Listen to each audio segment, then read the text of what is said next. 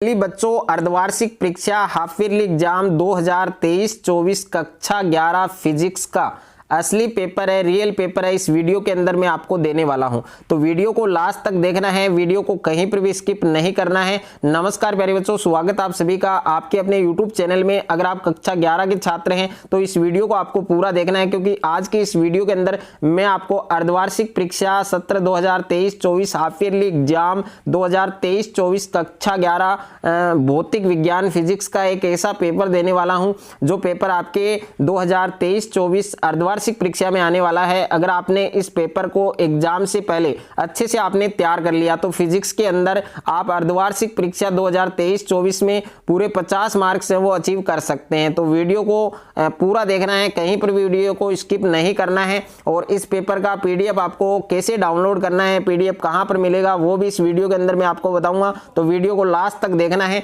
और पेपर के अंदर जो समय है वो आपको 3 घंटे 15 मिनट का टाइम मिलेगा और पूर्णांक है आपके 50, यानी 50 में से 50 नंबर है वो इस पेपर से आप प्राप्त कर सकते हैं। पूरा पेपर आपको इस वीडियो के अंदर मैं बताऊंगा, वीडियो को पूरा देखना है। और निर्देश हैं वो आप जरूर फॉलो करें कि सभी प्रश्न हल करना अनिवार्य है और विद्यार्थी अपने नामांक प्रश्न पत्र पर अनिवार्य लिखे। और तीसरा दिया गया जिस प्रश्न के एक से अधिक भाग है उन सभी भागों का उत्तर एक साथ ही लिखे, भिन्न भिन्न 2 स्थानों पर न लिखें और प्रत्येक प्रश्न का उत्तर दी गई उत्तर पुस्तिका में लिखे। तो वीडियो को लास्ट तक देखना है।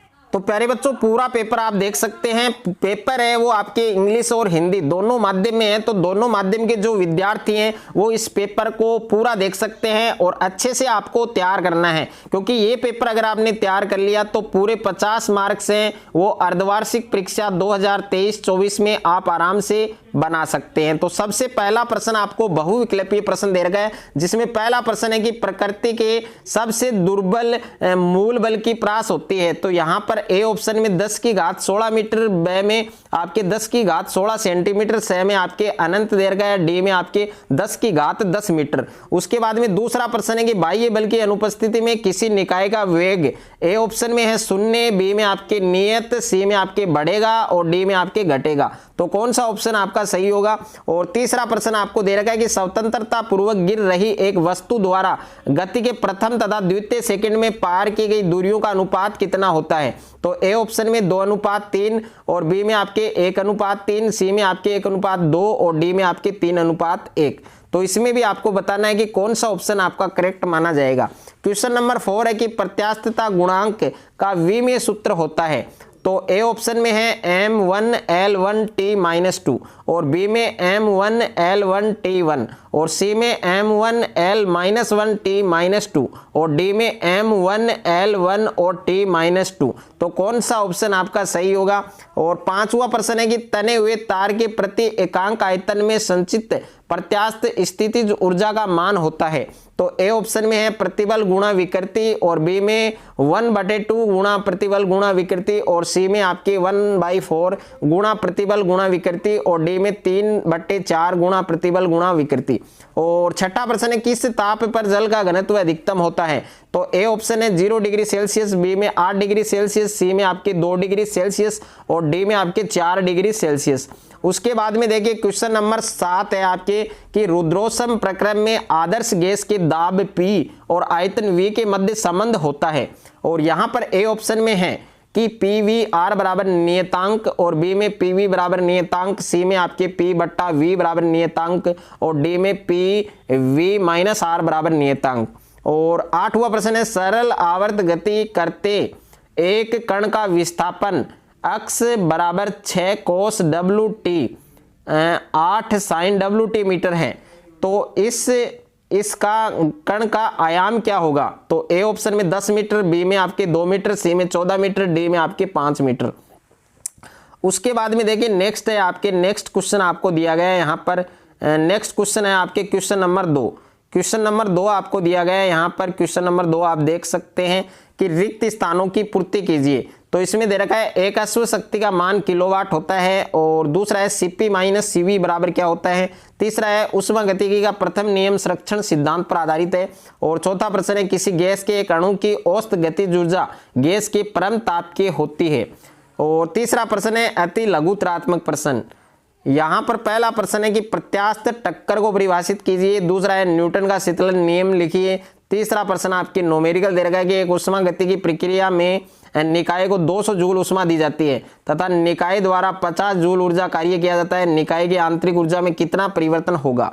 और चौथा प्रश्न है समान ताप पर हाइड्रोजन तथा ऑक्सीजन के अणुओं के वर्ग माध्य मूल वेगों का अनुपात कितना होगा।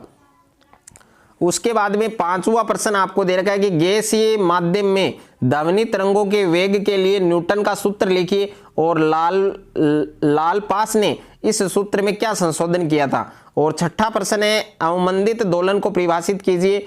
और सातवां है 402 हर्ट्ज आवृत्ति के दो संवृत्तों के एक साथ कंपित कराने पर विस्पंद आवृत्ति क्या होगी। और आठवां प्रश्न है मानव हृदय 1 मिनट में औसतन 72 बार धड़कता है, इसकी आवृत्ति तथा आवर्तकाल कितना होगा, ये आपको ज्ञात करना है। लघुतरात्मक प्रश्न दे रखे हैं आपको, शॉर्ट आंसर टाइप क्वेश्चन दे रखे हैं। इसमें क्वेश्चन नंबर 4 है कि किसी संबंध अक्ष बराबर A4B 1/3 और बटे CD 3/2 में ABC तथा D में प्रतिशत त्रुटि है वो आपको क्रमशः 1%, 3%, 2% तथा 4% है। तो अक्ष में प्रतिशत त्रुटि क्या होगी वो आपको ज्ञात करनी है। और ये आपके पांचवा प्रश्न है दो समान सदिशों में मध्य कोण ज्ञात करो यदि इनके परिणामी सदिश का परिणाम प्रत्येक सदिश के परिणाम के बराबर हो। छठा प्रश्न है आपके न्यूटन के गति संबंधी प्रथम और द्वितीय नियम लिखिए। सातवां प्रश्न है किसी पिंड का कोणीय संवेग 31.4 जूल सेकंड है तथा उसके घूर्णन करने की दर 10 चक्र प्रति सेकंड है। पिंड के घूर्णन अक्ष के पारित जड़त्व आघूर्ण की गणना कीजिए। और आठवां प्रश्न है पास्कल का नियम लिखिए और इसके दो अनुप्रयोग लिखिए। नौवां प्रश्न है ऊष्मागतिकी के द्वितीय नियम के दोनों कथन लिखिए, समझाइए कि दोनों कथन समान हैं। और 10वां प्रश्न है 27 डिग्री सेल्सियस ताप पर हीलियम परमाणु की औसत गतिज ऊर्जा क्या होगी। और 11वां प्रश्न है एक सरल लोलक की संपूर्ण ऊर्जा E है, जब लोलक का विस्थापन आयाम का आधा होता है तो लोलक की गतिज ऊर्जा तथा स्थितिज ऊर्जा ज्ञात कीजिए। और 12वां प्रश्न है एक स्प्रिंग का बल नियतांक 200 न्यूटन मीटर है और इसे 200/π² किग्रा द्रव्यमान का एक पिंड लटकाकर दोलन कराया जाता है तो दोलन का आवर्तकाल क्या होगा ज्ञात कीजिए। और 13वां प्रश्न है आपके अनुप्रस्थ तथा अनुदैर्ध्य तरंगों में दो अंतर लिखिए। और प्रश्न संख्या 14 है एक परिणामी तरंग का समीकरण y बराबर 3.0 साइन कोष्टक 36t + 0.018x है, जहां x y सेंटीमीटर तथा t सेकंड में है तो तरंग का आयाम आवृत्ति तथा तरंग वेग ज्ञात कीजिए। दीर्घ उत्तरीय प्रश्न दे रखे हैं। प्रश्न संख्या 15 गुरुत्वीय त्वरण को परिभाषित कीजिए और पृथ्वी तल से ऊंचाई के साथ गुरुत्वीय त्वरण में परिवर्तन के लिए सूत्र स्थापित कीजिए और आवश्यक चित्र भी बनाइए। उसके बाद में देखिए क्वेश्चन नंबर 16 आपको दे रखा है कि आदर्श गैस के लिए निम्न नियमों के कथन देकर गैस के अणुगतिकी सिद्धांत के आधार पर इन नियमों का व्युत्पन्न कीजिए। और बॉयल का नियम है, चार्ल्स का नियम है। और क्वेश्चन नंबर 17 है तापीय प्रसार से क्या तात्पर्य है, रेखीय प्रसार गुणांक तथा आयतन प्रसार गुणांक में संबंध स्थापित कीजिए। और निम्नात्मक प्रश्न दे रहे हैं आपको। प्रश्न संख्या 18 आप देख सकते हैं सरल लोलक को परिभाषित कीजिए और किसी सरल लोलक के लिए आवर्तकाल का सूत्र स्थापित कीजिए, आवश्यक चित्र भी बनाइए। अथवा में भी प्रश्न दे रखा है सरल आवर्त गति किसे कहते हैं। सरल आवर्त गति करते हैं कण का माध्य स्थिति x1 तथा x2 दूरियों पर वेग क्रमशः v1 तथा v2 है। सिद्ध कीजिए कि इसका आवर्तकाल, यह आपको प्यारे बच्चों सिद्ध करना है, प्रूफ करना है। और 19 वाला प्रश्न आप देख सकते हैं। और अथवा में भी प्रश्न दे रखा है, यह आपके 20वां प्रश्न है कि चक्रीय प्रक्रम से क्या अभिप्राय है। कार्नो उष्मा इंजन के विभिन्न कार्यकारी पदों को संक्षेप में समझाते हुए इसकी दक्षता का सूत्र स्थापित कीजिए। और अथवा में प्रश्न है कि रुद्रोष्म प्रक्रम किसे कहते हैं, इसकी आवश्यक शर्तें लिखिए और रुद्रोष्म प्रक्रम में किए गए कार्य का सूत्र व्युत्पन्न कीजिए। तो पूरा पेपर इस वीडियो के अंदर प्यारे बच्चों मैंने दिया है। पूरा पेपर आपको एग्जाम से पहले अच्छे से तैयार करना है और इस पेपर का PDF है वो मैंने व्हाट्सएप चैनल और टेलीग्राम चैनल पर अपलोड कर दिया है। वहां जाकर आप इस पेपर का PDF डाउनलोड कर सकते हैं और अच्छे से आप इस पेपर की तैयारी कर सकते हैं।